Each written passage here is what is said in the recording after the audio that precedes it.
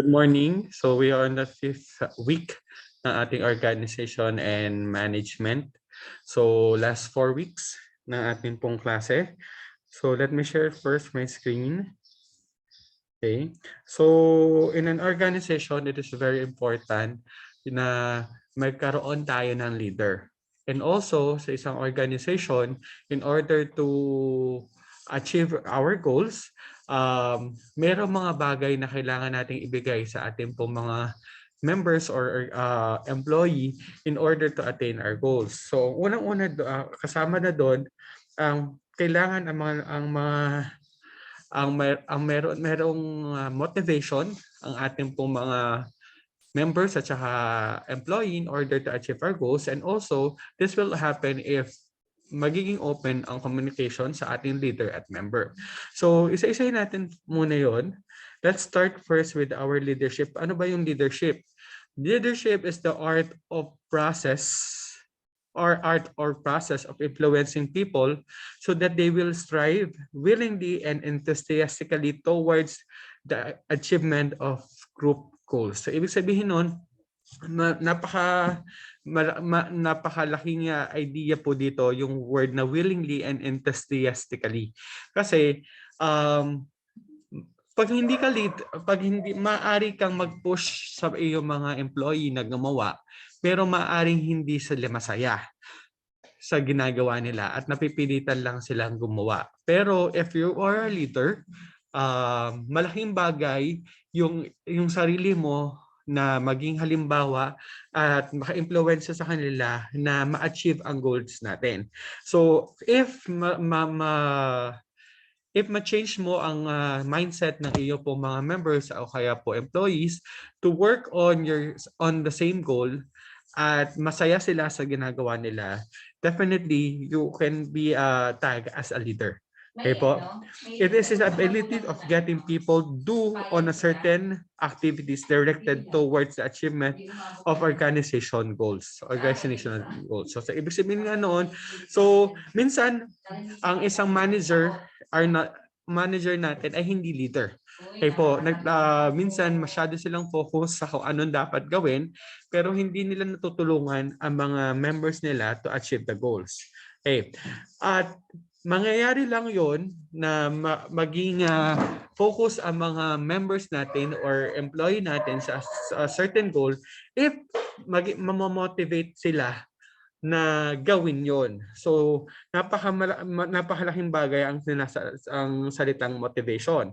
Motivation is the willingness to assert high levels of effort to reach organizational condition by ability of the effort to satisfy some individual need.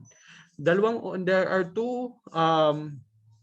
two kinds of motivation. Pwedeng extrinsic, pwede siyang intrinsic. Pag sinabi natin intrinsic motivation, so manggagaling po sa sarili mo. So ang kalaban mo ay ang sarili mo at gugustuhin mo, panloob mo ang ginagawa mo kapag motivated ka.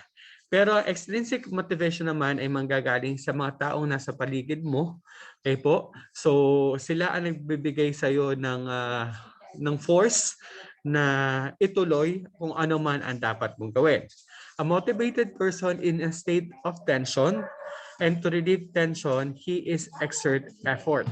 The higher the tension, the higher level of effort exerted in order to attain the goals. So, ibig sabihin kasi, during the course, there will always be problems. At kung hindi ka motivated, simula pa lang, wala na. Pero kung motivated ka to achieve your goal, mas mataas yung ang motivation mo, mas mataas yung effort mo in order to overcome lahat ng mga problemang maaring dumaan doon sa inyo pong goal, at at the end mas madali mong ma-attain yung certain goal mo.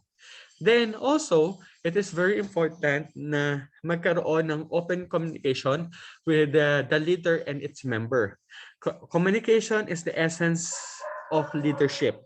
It is a process of sharing and exchanging messages between people for the purpose of achieving common meaning. So ibig sabihin, hindi pwedeng basta na lang sila magkasama. Dapat nag-exchange sila ng ideas in order to achieve our goals. Kasi kung hindi sila nag-uusap, ano ang problema, maaring yung maliliit na problema ay lumaki at maging sanhi yun ng hindi pag-achieve ng certain goals natin.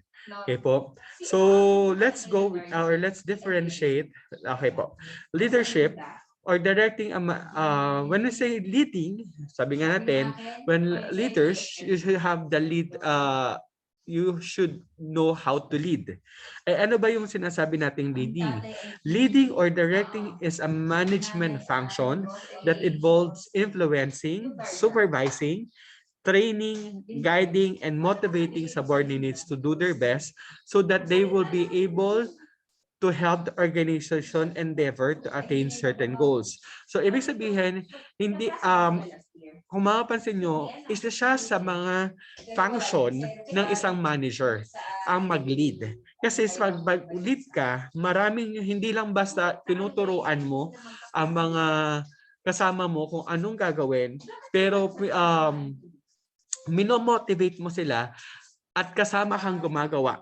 At kasama ka, mag-iba yung nagtuturo ka lang sa sinasamahan mo sila. So malaking bagay na managers should be leaders. Okay po? It begins with the understanding how people behave, what motivates them, and how you communicate with them in order to attain the common goals. So ibig sabihin, kasama sa role ng isang leader ay alamin kung sino-sino ba or ano ba ang kanyang hinahawakan or member para maintindihan niya kung paano sila dadalhin at magkaroon ng open communication with them para mas madali ang exchange of ideas at para mas madaling ma-attain ang common goals. Okay po. So, napakalaki ang pagkakaiba ng pagiging leader sa pagiging manager lang. Okay po? Leader sa pagiging manager lang. Sabi nga natin, leaders is the one who do things or the right thing while managers do the things right. Ibig sabihin nun, kapag manager ka, gagawin mo kung ano yung naka-assign sa'yo. Yun lang yun. Kung kailangan ma-achieve to, ito lang yung focus mo regardless kung ano mangyayari, ito lang yung dapat mong gagawin. Ito yung kailangan masunod, ito yung kailangan mo matapos. That is manager. Pero kapag leader, sabi natin, leader is one who do the right thing. Ibig sabihin, ano yung nararapat? Ibig sabihin, you consider every aspect na in order to achieve, pareho sila na may goal pa rin sila na ma-achieve yung certain goal ng organization, pero kino-consider niya ang mga nangyayari. Okay po? So, ginagawa niya yung nararapat sa sitwasyon. Okay po? So, let's be more specific. So, sabi natin, pag manager, you administer, maintains, focus on system, relies on control, short-range view, as how and when, has his eyes always on the bottom line, imitates, accepts status quo, and does the things right. Pero kung ikaw ay leader, kasama na sa trabaho mo ang mag-innovates, ibig sabihin, para lang ma-attain to, kung hindi ito naging effective, iisip ka ng ibang paraan para mas mapabilis o mas maayos ang pag-attain natin ng goal. Develops focus on people. Ibig sabihin, katulad ang manager, focus siya sa sistema. Pero ang leader, focus siya sa tao niya. Ano bang problema sa tao at bakit hindi nakukuha yung sistema? Pero ang pag-manager ka, you're only focused on the system. Dapat masunod nyo to. Regardless na kung sino ka man, dapat ito ang sundin mo. Pero kapag leader ka, basta nag-manager ka pa, makukuha mo yung tamang timpla sa tao at paano mo mapapasunod sa sistema. Inspire trust, has long-range perspective, ask what and why. Okay po, kasi mas focus ka sa tao, tinatanong mo kung anong problema and bakit. Has his eyes on horizon, originates, challenge status quo, and does the right thing. So ibig sabihin, pag manager ka, it's your focus on a certain process. But you're the leader, focus on the people.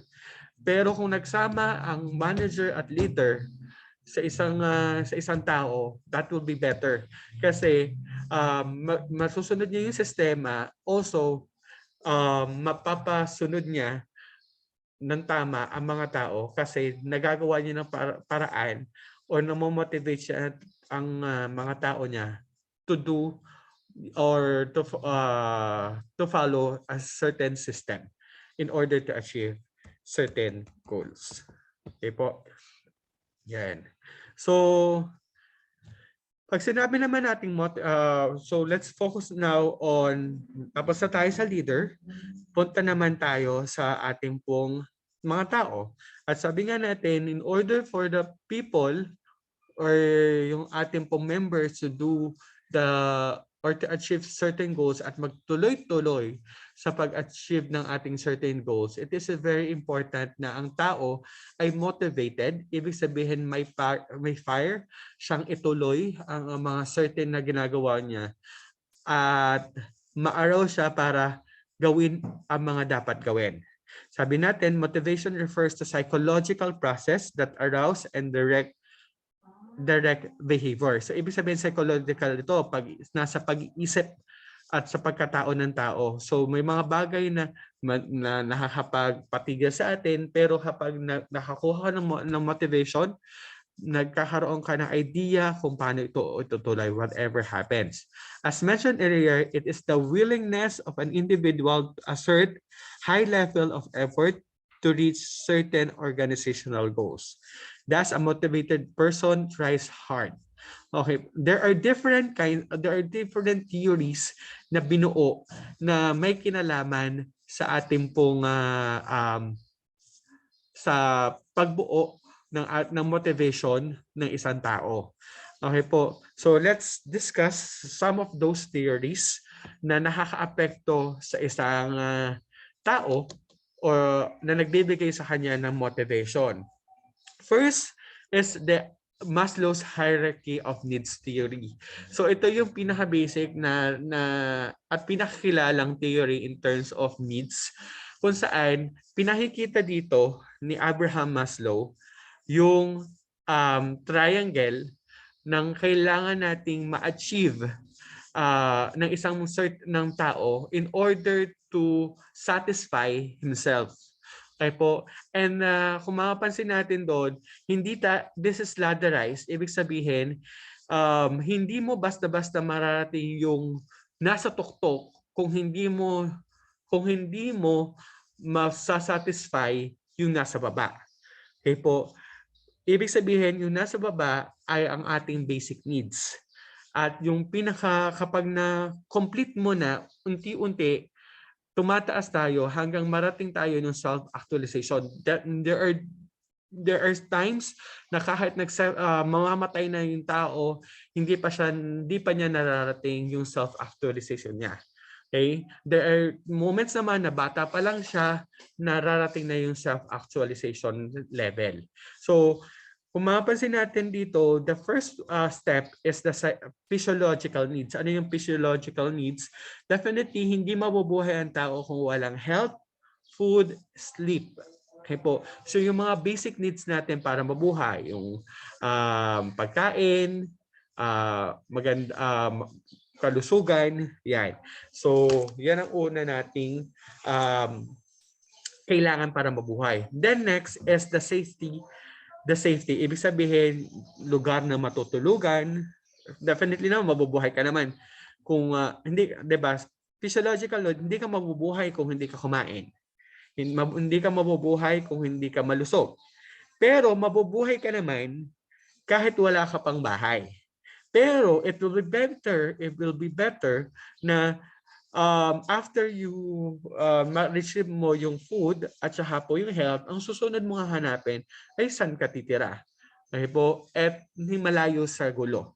So after that, yun po yung sunod nating hahanapin ng isang tao. Then, kapag na-satisfy niya na meron siyang safe, na safe na siya, ang hahanapin mo naman ay belongingness. When we talk about belongingness, pa yung communication with others, love and affection, at being part of the group. Kapag nagawa mo rin to, susunod din yung self-esteem, which is the self-esteem and esteem from others, yung pagtingin, yung sa sarili mo po, pagtingin at saka pagbuhay ng paniniwala sa sarili. Then last one is yung pag na-achieve mo na yung individual potentials mo. Pag nagawa mo na lahat ng purpose mo sa buhay. Okay po. So sabi nga natin may mga taong namatay na hindi nag-self-actualize. Ibig sabihin hindi niya talaga nagawa yung purpose sa buhay. So kalimitan depende yun sa pag-run ng buhay niya. Okay po. But technically, ang unang-unang pangangailangan, sinasabi ni Abraham Maslow, na kailangan ng tao ay ang pagkain at ang health. Okay po? Yan. Yan. Sabi nga, yung self-esteem is the self-respect, self-fulfillment, yan. Self-actuation is the final needs. Clear po yung Abraham Maslow na triangle? Opo, sir. Okay po. Next is ito naman is the theory of X and theory of Y. Theory of X and theory of Y. Ito naman, simple lang naman to. Sa theory ng X, ito ay listahan ng mga negative views of a worker towards the work. And the theory of Y naman ay yung mga positive view ng worker. So technically, ang idea lang nito ay iwasan natin ang theory of X at gawin natin ang theory of Y or mag-focus tayo sa theory of Y kasi yun yung magpapa-motivate sa mga tao na mag-work.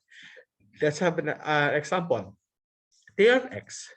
Sabi dito, theory of X sama sa theory of X, average man is lazy by nature. He works a little as possible. So totoo naman, hanggat kaya ng tao na magpapahinga at magpapahinga yan. Okay? Pero sa theory of Y, the expenditure of physical and mental is natural as play and rest. So ibig sabihin, i-maximize mo na bigyan mo siya ng time na mag-rest, pero isa-set mo rin kailan siya magpe-play or magwo-work. So positive ang theory of Y natin. Okay, so pwede niyo siyang basahin mamaya.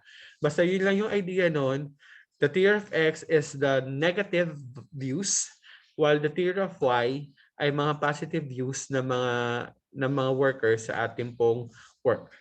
He exercises self-direction and self-control in service of objective which he is committed. Yan. So, yan lang yan. Okay. Next is Hedgeberg two-factor theory.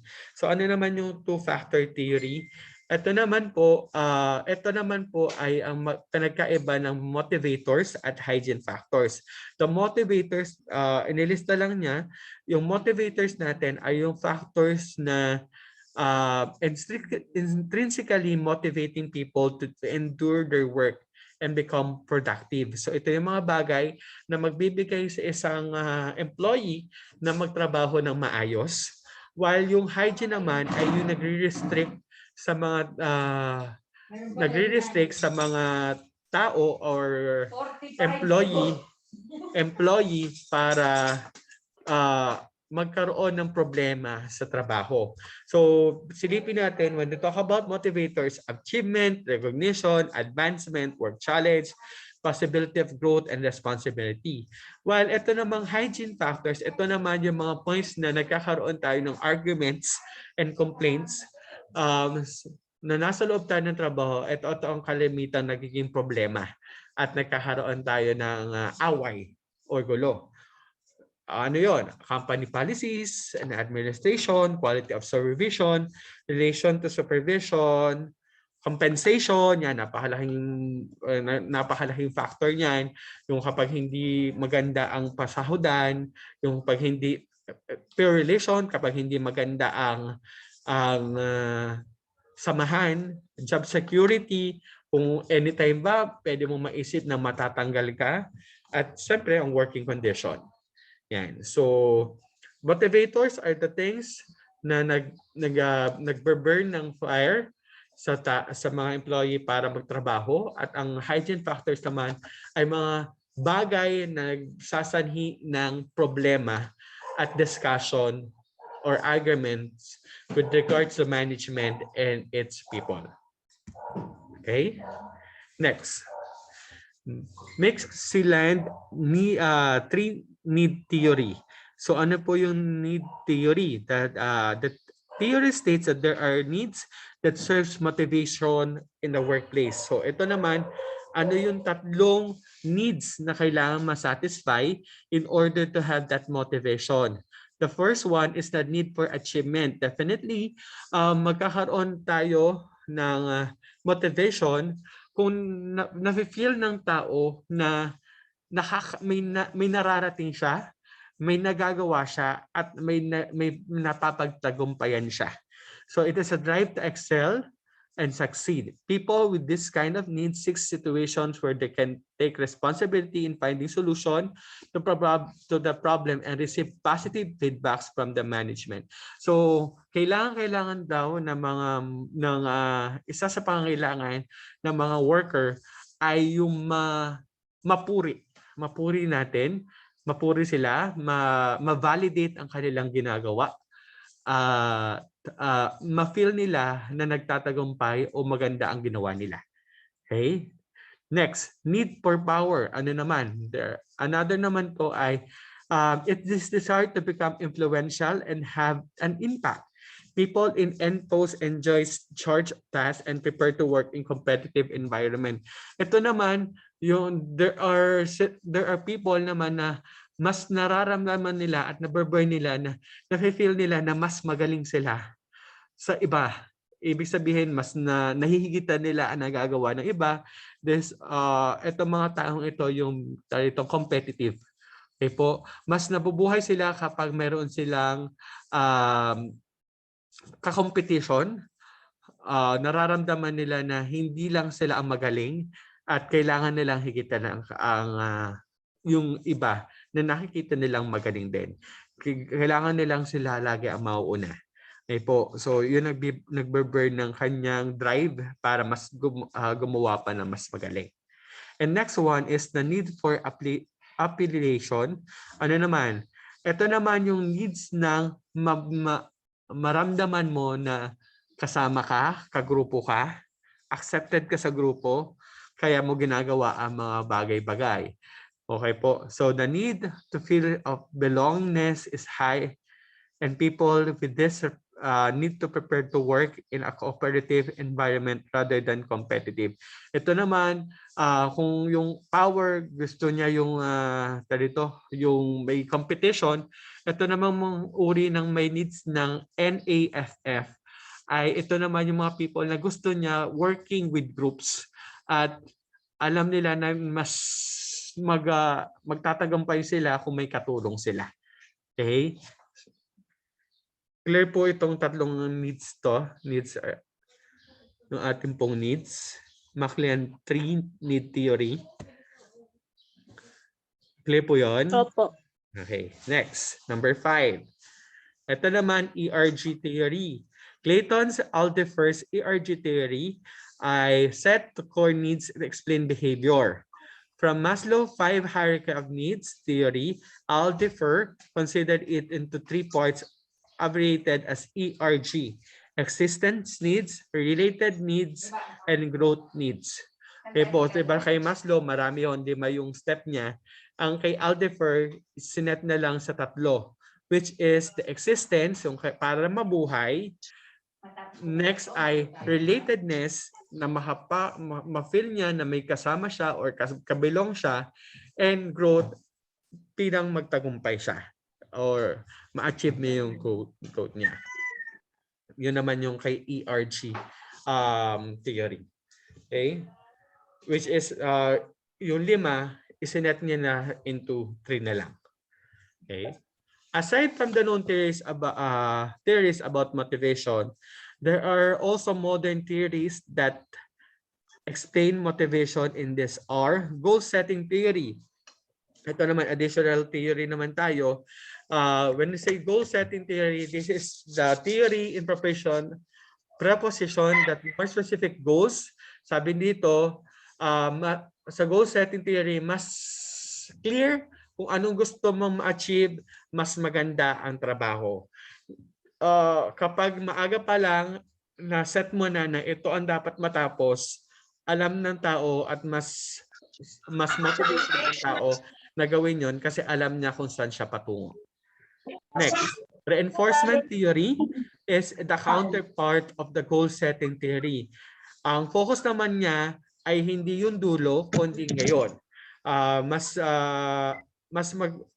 This theory ignores the factors such as goals, needs, and expectation, and it only focuses on what happened to the person when he takes some action. So ngayon, kung anong gagawin ko, ang focus ko ay kung ano magiging kalabasan nito ngayong araw na to. Pero hindi siya tumitingin sa ano yung pangmalakihan na tinitingnan natin. Okay? And next is the job design theory. So this theory states that employees are more motivated to work well by combining tasks to complete this task. Ibig sabihin nito, kung kaya nating paghalu-haliin, 'di ba? Yung isa masyadong specific, kung kaya namang paghaluin based on sa kakayanan ng tao, sa kanya ibibigay ang task at mas magiging maganda. Ibig sabihin, lahat ng pagkakahati-hati ng trabaho ay depende sa kakayahan ng mga employee, ng mga member, at kung saan sila magaling, doon mo sila ilalagay. Kaya po, job design theory. Next, equity theory. Pag sinabi nating equity theory, the theory developed by S. Stancy Adams, it states that every employee compares his job to output to his co-employee, then corrects any inequality. So, ibig sabihin, ang gusto ng sabi theory to, lahat ng mga empleyado tinitingnan kung ano ang nagagawa ng isa at kino-compare kung ano yung tinatrabaho ng isa. Dahil dapat pare-pareho sila ng tinatrabaho at mayroong fairness sa loob ng organization. Next is expectancy theory. Expectancy theory states that individual tends to act based on expectations that act with the follow by the outcome that may not be attractive to him. So ibig sabihin, so nagwo-work ang tao based kung ano ang ine-expect sa kanyang gawin at kung anong ine-expect sa kanyang matapos. Okay? Maaring ito ay gusto niya yung ending at maari ring hindi. Pero kahit hindi niya gusto yung ending, dahil yun ang ine-expect sa kanya, yun ang kailangan niyang matapos. Yan. Clear po tayo dyan? Okay. Ngayon naman. So, balik tayo sa leaders. There are managers vary in many ways in their leadership style. As management knowledge is supported by theories, leadership is authenticated by the following theories. So ito naman yung type of leadership. The first one is the trait theory na nagsasabi about leadership. Holds certain distinguishing feature that differentiate a leader from the group. Sabi dito na a great man, sabi raw, leaders are born and not made. Ibig sabihin, sa simula pa lang, kita mo na agad kung sino ang magaling na leader. Kita mo na agad sa kanyang, sa simula pa lang, sino yung magaling at sinong hindi. Sino ang pwede maging leader sa sinong hindi. Yun. So research have tried to identify physical, mental, and personality traits as a leader must possess. So ito yung theories na bata pa lang, kita mo na agad kung sino ang pang-leader at sinong hindi.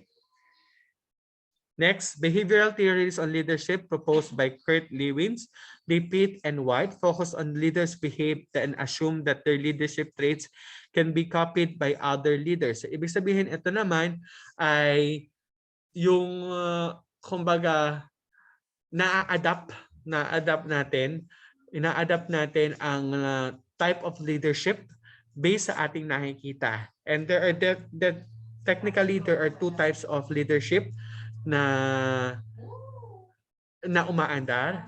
First one is the autocratic style and the next one is democratic style. Pag sinabi natin autocratic style, ito yung leadership na kailangan talaga na maya't maya i-check kung ano nagagawa. Talagang high as ensures performly high as long as the leader is directly supervising the workers during the work time. These are limited inputs and none of from the employees, thus the feeling the please arises from them. Yung mayat maya na lang ikino-correct, ito dapat ang gawin mo. Well, the democratic style naman, ito naman yung medyo kumbaga open ang leader sa changes dahil hinahayaan naman niyang magsalita ang kanyang members kung paano maitatama or mas magagawa ang trabaho na mas maayos. So autocratic, hindi sila ang mga leaders, hindi open kung anong alam nila, yun ang susundin. While democratic is an open system kung saan leaders and members work together in order to achieve certain goals. But meron pa rin may third style na lumabas. This is the laissez-faire style kung saan hands-off ang leader. Ibig sabihin, hinahayaan niya na magtrabaho ang kanyang ang mga members niya. Walang usap-usap. Basta alam na nila ang gagawin nila at matatapos nila ang trabaho nang hindi sila nag-uusap. Pero itong kind ng leadership na to ay open lang para doon sa highly motivated people. So, yung talagang gustong-gusto magtrabaho. Kasi kapag ginamit mo to ang laissez-faire style doon sa mga hindi mo highly motivated person, the tendency dahil hindi sila tinitingnan ay hindi na rin sila gagawa dahil hindi naman sila motivated. Pero kapag laissez-faire, iwan mo lang sa kanilang trabaho, gagawin nila yon kahit hindi mo i-supervise. Gagawin nila yon sa paraang alam nila dahil highly motivated sila. Okay? Pero pag democratic, nandun pa rin yung leader, open lang sa suggestion, pero nagsasabi pa rin ang leader ng dapat gawin. Okay? Next is the situational contingency theory on leadership. Ito naman ay contingency, ibig sabihin, argues that successful leadership depends on the relationship between organizational situation and leader style. So dapat magaling mag-adapt yung leader sa sitwasyon at mas magaling mag-adapt ang leader sa sitwasyon, mas magaling siyang leader. Yeah. Okay. Next. Let's go naman ngayon sa communication. Sabi nga natin, leadership is for the dapat meron ng leaders and managers. For our members naman, they should be motivated, but the link between them para mag-work together ay ang tinatawag nating communication. Communication is the interpersonal process of sending and receiving messages through words, symbol, or even gesture. As the managerial perspective, it is the process of exchanging plans and information in order to achieve a mutual understanding about related issues. Sabi nga, it can be verbal or non-verbal. So, maaring sinasalita or maaring sa galaw, nagkakaroon ng usapan ang mga tao. And ang usapan ay malaking bagay in order na maging matagumpay ang ating pong trabaho.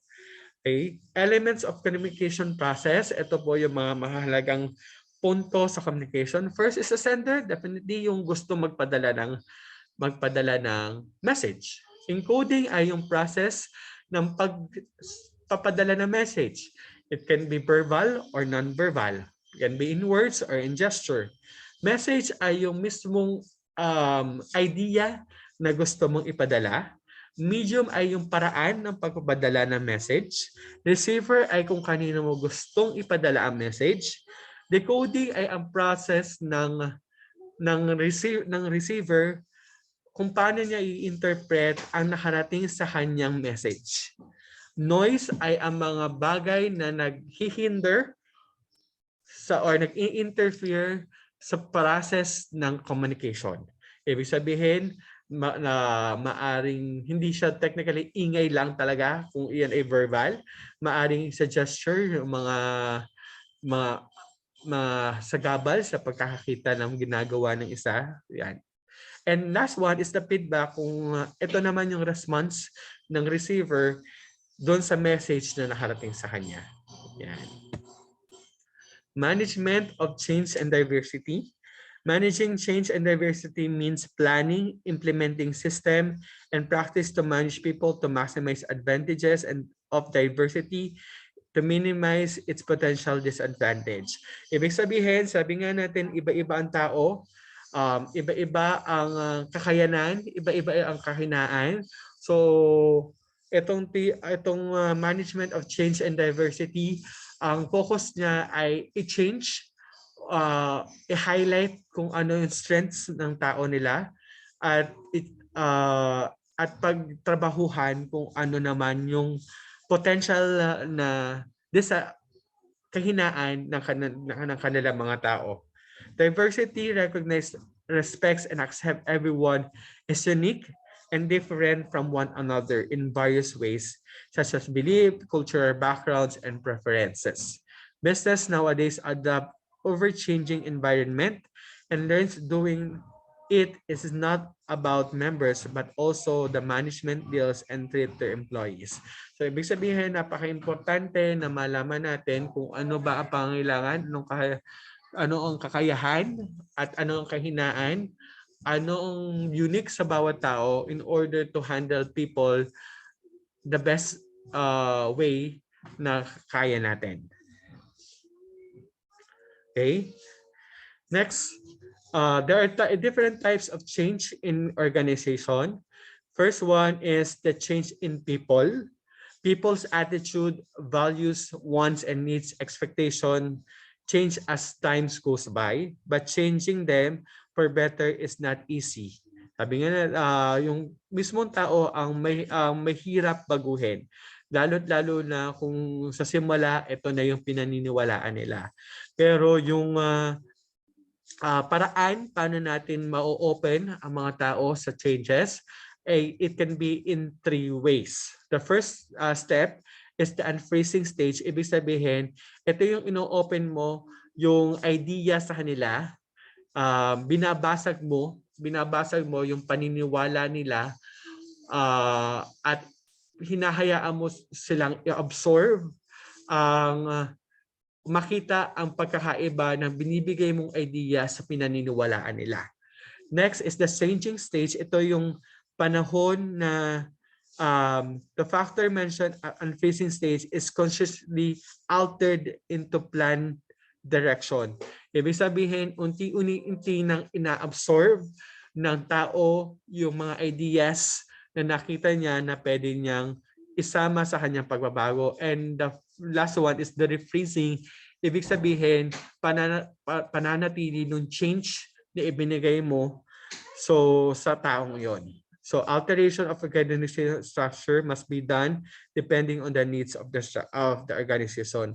It is very important na babago natin ang tao kasi meron tayong sinusunod na culture sa loob ng trabaho at kailangan natin sundin yung culture na yon in order na maging peaceful ang working stations natin. Next is the changes in structure. Alteration of organizational structure must be done depending on the needs of the organization. Ibig sabihin, kung hindi naman dapat open tayo sa pag-change ng arrangement ng tao. If one person is not effective na as a leader, maaari natin, it will be better na i-change natin at maglagay tayo ng tao na mas susundin at mas paniniwalaan ng tao. Yeah. Next is the changes in technology. Definitely, kapag may mga bago na nakukuha at natatanggap na mas magpapadali sa pagtatrabaho ng bawat employee, dapat maging open ang mga employee sa pagbabago at paggamit ng technology. Sa loob ng ating pong sa Pilipinas sa pagtatrabaho, there are cultures, sabi nga natin, na sinusunod lalo-lalo na ng mga Pilipino. Merong certain culture, work culture ang mga Pilipino. Ano ba yung tinatawag nating culture? Culture is the set of beliefs and values about how a community should act and do things, and organizational culture is defined as the shared values and norms or standards for behavior and expectation towards achieving organizational goals. So, ibig sabihin dito, may mga paniniwala ang bawat culture or bawat uri ng tao ay may sinusunod tayong culture at ibig sabihin pinaniniwalaan. Lalo-lalo na mga Pilipino, meron silang mga certain beliefs na na binubuhay sa ating pong trabaho. Below are some shared values and beliefs of Filipino that influences our attitude about work. First is the social acceptance. Ano yun? This value focus on the desire to be accepted and treated well by others, especially by our own family. So nagtatrabaho tayo dahil mas accepted tayo, mas maganda ang tingin sa atin kapag nakikita nating mas mataas ang posisyon natin. Yan. At nakakapagdala tayo ng pera sa loob ng bahay. Yan. So next is economic security. Definitely, Filipino value greatly stress the needs to be financially independent. And you are expected to stand on your own feet and be free from financial liabilities. So, ang mga Pilipino gusto nila yung kumita na ng kanya, lalo-lalo na kapag nasa age na at napagtapos na ng magulang, we are expecting the person na magtrabaho na at buhayin ang sarili na at hindi na maging independent sa magulang. Definitely isa pa rin na ina-expect din ng mga Pilipino na mas kumikita ang tao at hindi nababaon sa utang. Kapag bumabaon ang tao sa utang, mas bumababa ang pagtingin natin minsan sa taong yon.